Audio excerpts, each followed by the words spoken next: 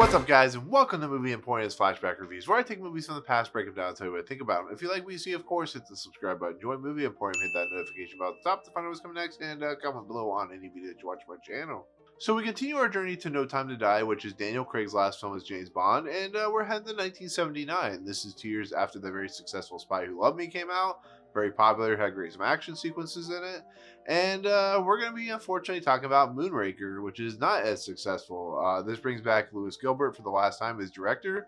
I think Lewis Gilbert had a pretty good batting average for this franchise. You know, 2 out of 3 films isn't bad. And the last 2 films that he directed were pretty good. This brings back Roger Moore for the 4th time of 7 films, I believe, in this franchise. And once again, we go right back to his wooden dialogue, his wooden acting, and just the over-the-top nature that is really just unsettling about Roger Moore. This is just once again proving to me that Roger Moore is just not a very good Bond. I mean, I don't know. I don't know if he's just not the right choice for Bond. But I'm not saying like he's the worst thing, because you know, there are worse people who could play Bond, but Moonraker is just, it's a very strange movie. It does bring back John Barry as the composer, which is kind of nice, but they're ripping off Close Encounters of the Third Kind with the keypad music, which is kind of weird. Richard Maybaum, who is the like competent writer in this franchise, he didn't come back for this film for whatever reason. They brought Christopher Wood back, who was did the last film, which is strange because he, you know, if he's involved with Spidey Love Me, why couldn't he do something here? But the problem with this film is because of Star Wars, because of A New Hope, because of how successful it was, instead of doing For Your Eyes Only, they decided to push forward Moonraker, which, because it has a space setting, because it has futuristic sci-fi stuff. But the problem with this film is it's just not very fun. It's actually really boring. I think the villain's terrible in this movie. I don't know. It's just, I see so much potential in these movies, but they just don't work a lot of times. And then one of the main villains in this movie, Jaws, because they brought Richard Kiel back because he was so popular in the last one, he is cartoonish. He is over the top. They give him a girlfriend, which is fine. Give him a girlfriend all you want. But she's like really short and he's really tall. And it's just very strange and very weird. His set pieces and his action sequences against Bond are just over the top and silly. There are moments in here where like he's chasing Bond on a waterfall with another boat sequence. There's a lot of boat sequences in Roger Moore Bond films. I don't get it. The best sequence with Jaws in this movie involves the very beginning, where Bond is actually on a plane and he is being taken somewhere, and the people on the plane are bad guys, so they shoot up the plane to cause the crash. Bond actually pushes himself out with one of the henchmen, and there's this whole big sequence where in the air, which is really cool and really fun. And Jaws is involved with this sequence, so he's chasing after Bond in the middle of the air. You know, as they're free falling, and James Bond gets the parachute, all that good stuff. And then, you know, Jaws is going after him and stuff like that. But Bond gets the better of Jaws, like he has done throughout the whole entire series.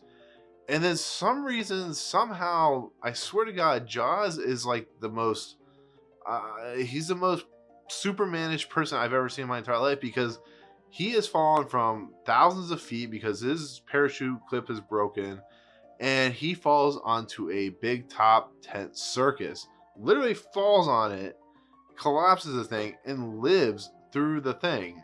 If that is not just some schlocky nonsense, then I don't know what is. And that's this whole movie in a nutshell. And on top of that, there's this character played by Michael Lonsdale, who plays Hugo Drax.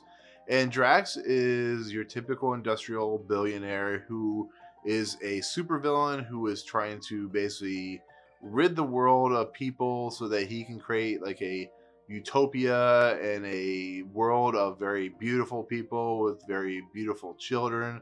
And it's like, oh my God, what is going on? And like, there's this whole sequence where he kind of like You Only Live Twice. Bond is basically investigating this space shuttle that is called Moonraker. It's this program called Moonraker that Drax is in charge of. And the UK government has control of one of them to borrow, to do experiments on. And basically what Moonraker is the ability for a shuttle to take off from a plane and go into space. And these shuttles are being taken and they're being stolen and so on and so forth. So it's very similar to what You Only Live Twice is about. And why that is there's no rhyme or reason behind it until we find out that when Bond meets Drax, he is starting to learn that Drax is, a supervillain and what he's doing about cleansing the world and stuff like that. So it's just another supervillain that's doing supervillain stuff, which is fine, which is what I want, but it's not like this. But there are sequences where Bond is fighting an Asian henchman of Drax's character, and he is stereotypical, he's a little bit racist, and he is over the top. Drax is one of those people that, for instance, his like right hand woman, who is played by Corinne Cléry, who plays Corinne DeFore, and she is very beautiful, and she has a relationship with Bond. She takes him to see Drax, but because she gave him the blueprints for the what's going on with the whole Moonraker dilemma, he feeds her to the dogs. I'm like, okay, I can get past certain things, but there is a sequence in the movie when he finds out that she betrayed him, and instead of doing like over the top stuff like sharks and stuff like that, she makes him run, or he makes her run into the woods, and the dogs chase after her and basically murder her. So it's a very disgusting, very uncomfortable sequence. But it's just, I don't know. It's this problem with this movie is just it's trying to be too weird. It's trying to be too off. And it's trying to be just I don't know. I couldn't get on board with it. It was really strange. I was actually starting to get really bored by this movie because it doesn't really do much. It's basically doing like every other Bond film. I'm starting to see a pattern here where Bond films are kind of rinse and repeating every few years. And I don't know. It's just I don't want that. I want something different.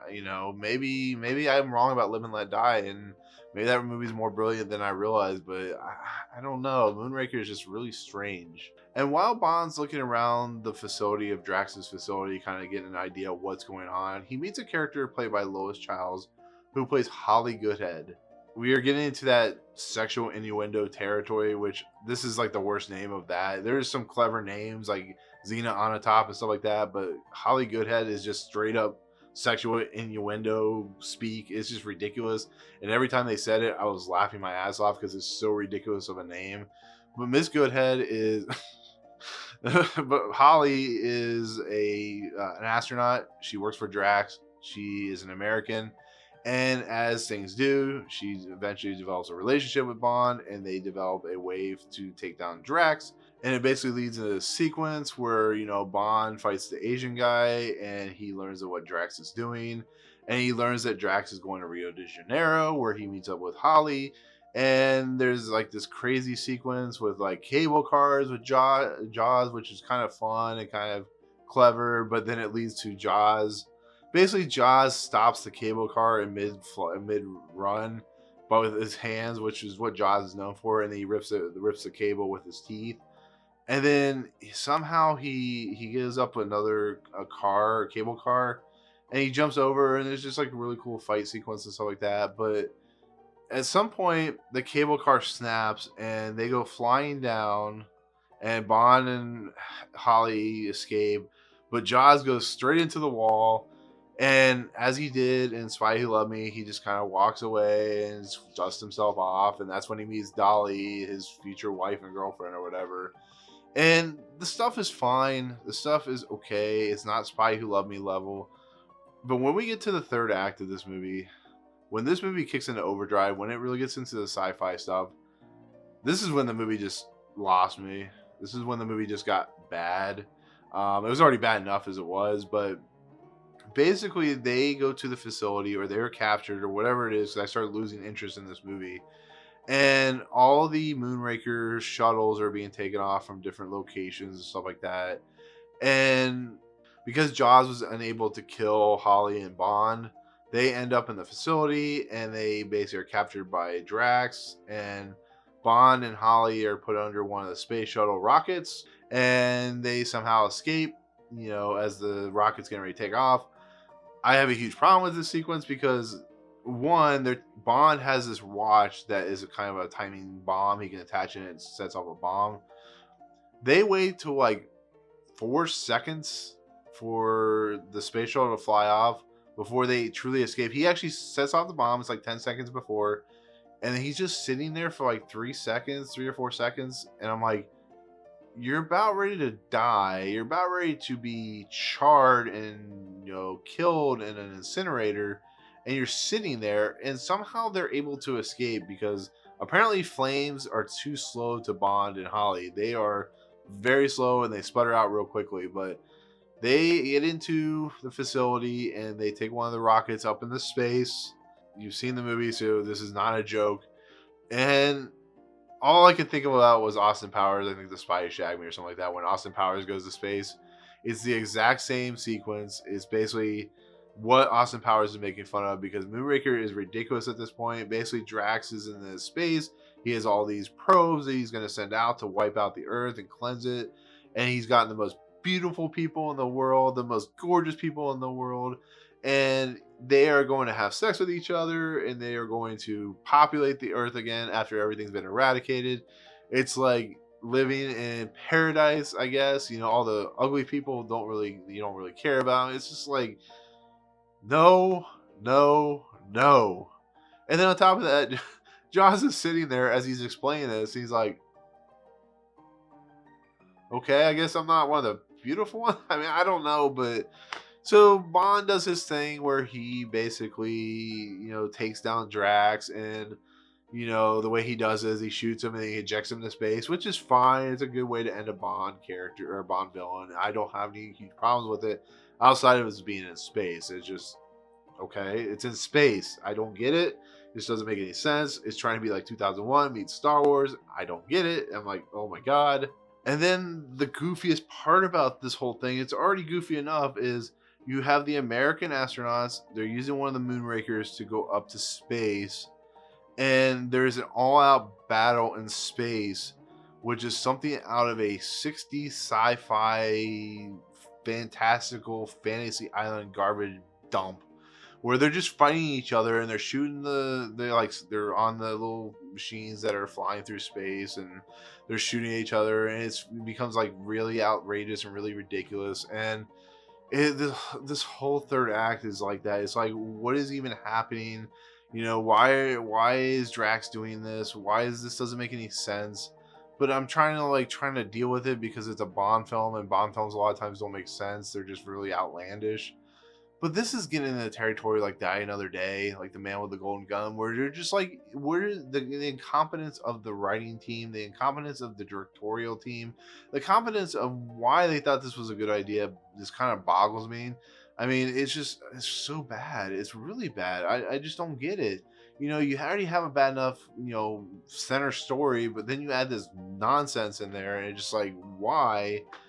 And then they shoot the whatever space station it is, and Jaws and Dolly are on the space station, but they eventually escape through a hatch that takes them back to Earth, and it's just like, Bond and Holly basically shoot down the probes, and then they have sex in zero gravity, and that's the end of the movie. And boy, that's a lot of movie because I just it's not good. It really isn't. And on top of that, I guess if I'm going to talk about anything good about this movie, is the visual effects are phenomenal. The stuff when it is in space is like as good as something like Star Wars or 2001.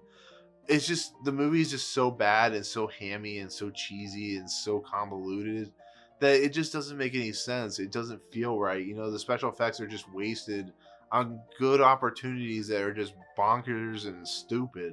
So yeah, I mean, Moonraker is one of the worst in the franchise. I didn't want to believe it because I do like space fantasy. I really do. I can get behind some really cheesy, good space fantasy. I mean, look at like Lost in Space or something like that. I mean, even Star Wars is very cheesy in its nature. Even though it's like a very popular franchise, it is a little cheesy. But this is taking the worst parts of what's wrong with the Roger Moore era, with the fact that we are heading into the 80s, which is very much a cheesy era of a decade, and we're putting all this work into nonsense, and I can't stand behind it. So this is at the very bottom of the barrel. It's as bad as people say it is, and if you haven't seen it, I recommend not seeing it. They ruined like one of the great villains in the franchise for some stupid reason, and they keep ruining this James Bond character. I mean, I hope when the 80s rolls around, which the next film will be, I think, For Your Eyes Only. Hopefully, it's a much better film. Hopefully, the 80s were much better for Roger Moore, because There's literally only one film in the 70s with Roger Moore in it that I actually really enjoyed. The other ones are just awful and don't make any sense. And then on top of that, like I said, John Barry came back to do the music for the movie, and it's competent. Like I said, they took Close Encounters and kind of did like an homage with the keypad and stuff like that. But then they brought Shirley Bassey back to do the main Moonraker song, and it's a really bad song. It's really bad. It feels off. It feels dumb. It feels like it was haphazardly put together. And Shirley Bassey, who did Goldfinger, is doing this song, and she feels bored singing it. And the theme and like the video montage that they're showing, like the opening, is just really, really bad. And it's just, like they're bouncing around moons and stuff like that. It just, Moonraker's really bad. Man, Lewis Gilbert, I feel for you, man. I really wonder if this was something you really were happy with. Maybe you were. It made a lot of money. It made like $238 million worldwide. That's a lot of money for its time, you know, until GoldenEye apparently came out. That's when movies of James Bond started really making money. But it's just like, to end the 70s like this is just, or at least end James Bond in the 70s like this. I mean, come on now. Really? But we do have to acknowledge this is the last film for Bernard Lee. He did unfortunately pass away before For Your Eyes Only came out. Bernard Lee got a bigger and bigger role as the Bond franchise went along. In the beginning, he was just kind of like a no-name character. He will be missing the franchise. I know M with like Judi Dench came in and she knocked it out of the park, but Bernard Lee had like a charisma to him. He had like a panache, and he had like a very interesting aura to him that he was always consistent in these films and like the 10 or 11 films that he was in.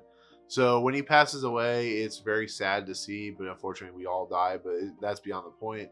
Bernard Lee was fantastic as the character of M, and he will be missed. So, you know, rest in peace, Bernard Lee. But yeah, that's it. That's my take on Moonraker. What else can I say? Let me know in the comments below. If you like this movie, let me know why. I'd be interested to know, what do you like about it? Tell me what makes this movie tick for you. If you don't like it, you're pretty much in the same boat. I'm pretty sure that I am. So, but anyways, hit the subscribe button, the Joy Movie Emporium. Hit that notification bell at the top to find out what's coming next, and comment below on any video that you watch on my channel. But otherwise, we'll see you on For Your Eyes Only. Peace out. What's up, guys? Thank you so much for checking out Movie Emporium. I really appreciate it. If you want to, go ahead and hit the subscribe button. Hit the notification button and the bell at the top. Find out what's coming next for Movie Emporium. Also, check out these two videos. They're amazing. I think they're awesome. I think you'll enjoy them too. But otherwise, thank you so much for watching, guys. We'll see you next time.